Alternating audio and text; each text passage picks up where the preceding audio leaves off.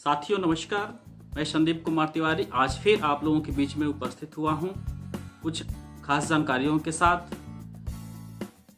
बीच में काफ़ी कुछ गैपिंग हो गया था, मैं आप लोगों के बीच में उपस्थित नहीं हो पाया था।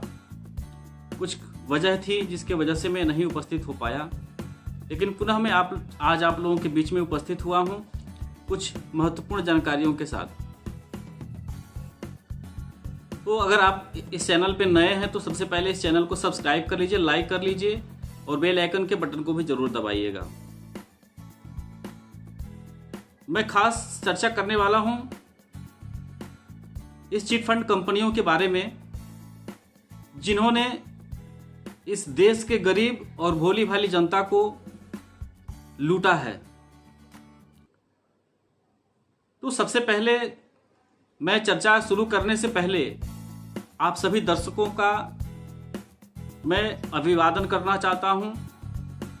साथ ही ये भी कहना चाहता हूं कि आप लोग जितना ज़्यादा हो सके उतना आप इस चैनल को सब्सक्राइब करिए, लाइक करिए और अंत तक इस वीडियो को देखिए, ताकि आप लोग ही चिट फंड कंपनियों के खिलाफ आवाज़ को हर व्यक्ति तक पहुंचाने का काम कर सकते हैं।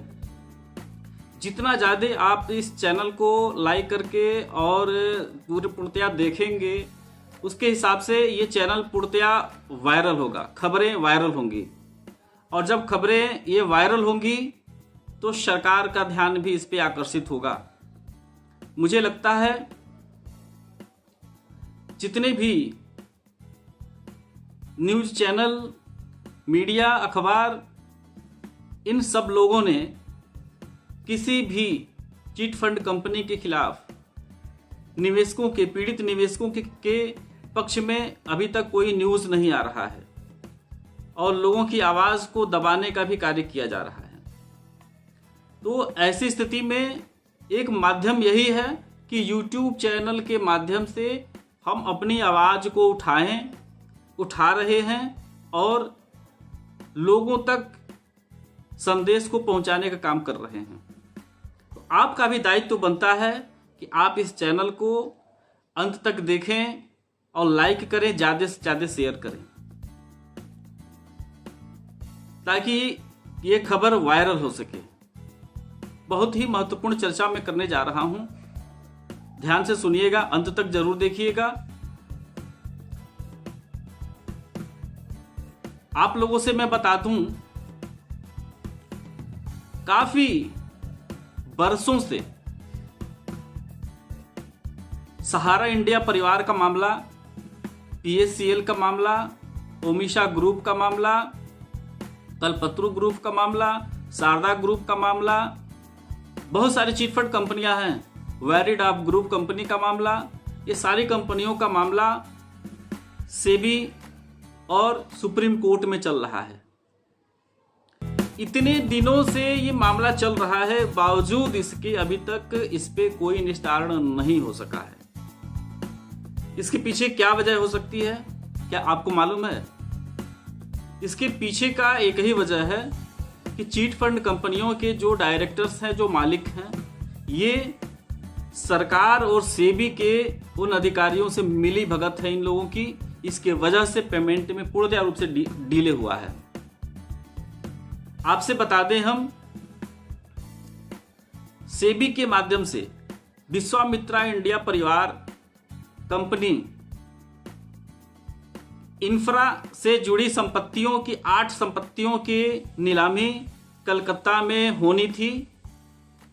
जनवरी 2022 से ही नीलामी की प्रक्रिया शुरू होनी थी और प्रक्रिया शुरू भी हुई, लेकिन अभी तक कोई सूचना नहीं है कि पेमेंट होगा या नहीं होगा। बीच में हमारी बात हुई थी सेबी के अधिकारी से, उन्होंने बताया कि कलकत्ता सरकार ने उस पर रोक लगाया हुआ है, लेकिन सेबी की ये भी जिम्मेदारी बनती है कि वो भी स्टेटमेंट अपना जारी करे कि इस प्रकरण में क्या हो रहा है या क्यों डिले हमसे हो रही है, सेबी क्यों अब तक उस पर कार्रवाई नहीं कर पाई है, लोगों का भुगतान क्यों नहीं हो पाया है। इस पे सेबी का भी पूर्णतया जिम्मेदारी बनता है, लेकिन सेबी भी कुछ नहीं कर पा रही है। और आप लोगों से हम बता दें, विश्वामित्रा इंफ्रा की जो संपत्ति है उससे भी जो है 8 संपत्तियों की नीलामी करनी है, जिसमें 2.8 करोड़ रुपए की ही नीलामी संपत्ति का मामला सेबी के पास है। बाकी का जो मामला है वो मनोज कुमार चंद के पास है, कंपनी के डायरेक्टर के पास। जैसे उन्होंने ट्रस्ट के स्कीम में, ट्रस्ट जैसे आप जानते हैं कि सरकार और सुप्रीम कोर्ट या लोग जो भी हैं सेबी के, वो ये नहीं समझ पा रहे होंगे या कानून व्यवस्था नहीं समझ पा रही होगी, तो ये मैं स्पष्ट कर देना चाहता हूँ कि मनोज कुमार चंद ने ट्रस्ट का निर्माण करके उस पर उन्होंने लोगों से फंड इकट्ठा किया, अच्छा ब्याज का लालच दे करके कि हम आपको अच्छा इंटरेस्ट देंगे।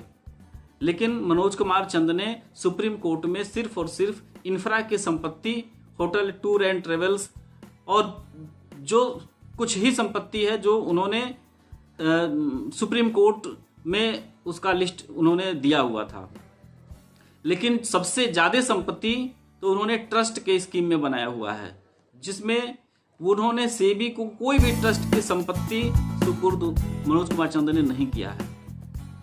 और आप लोगों से बता दें, हम जब कंपनी चल रही थी यही मनोज कुमार चंद एक चैनल पे इंटरव्यू के दरमियान इन्होंने कहा था कि हमारी कंपनी पूर्णतः सेफ है, आप इस कंपनी में पैसा लगा सकते हैं।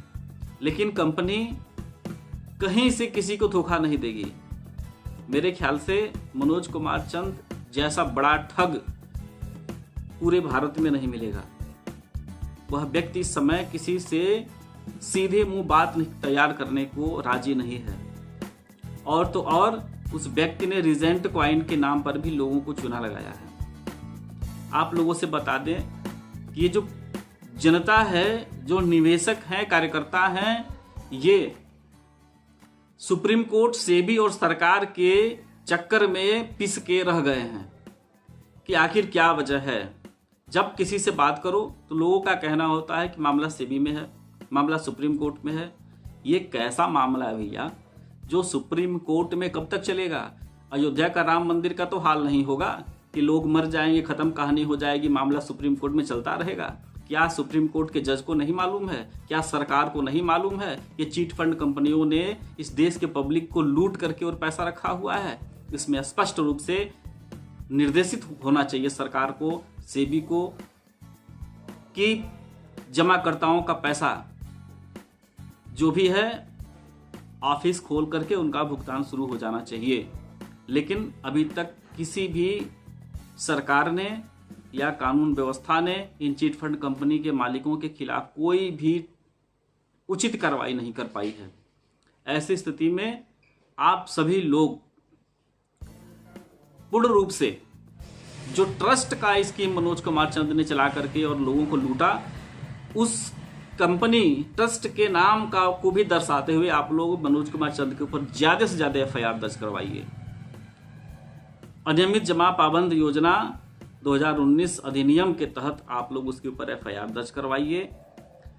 और जो भी ट्रस्ट का आपके पास पासबुक है, बॉन्ड है, रसीदें हैं, उसको ले करके आप लोग उपभोक्ता फोरम में अपील करिए कि इस कंपनी ने हमसे पैसा जमा करवाया, ब्याज का लालच दिया और ये कंपनी हमारा परिपक्व भुगतान का जो तिथि है वो पूरा हो जाने के बाद भी ये कंपनी हमें भुगतान नहीं दे रही है।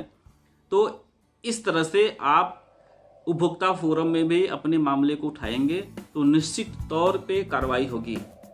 हम इस YouTube चैनल के माध्यम से इन चिट फंड कंपनियों के खिलाफ आवाज़ उठाते हैं। तो आपका भी दायित्व बनता है कि आप भी इस चैनल को, वीडियोस को आप लोग सपोर्ट करें, ज़्यादा से ज़्यादा शेयर करें, वायरल कराएं।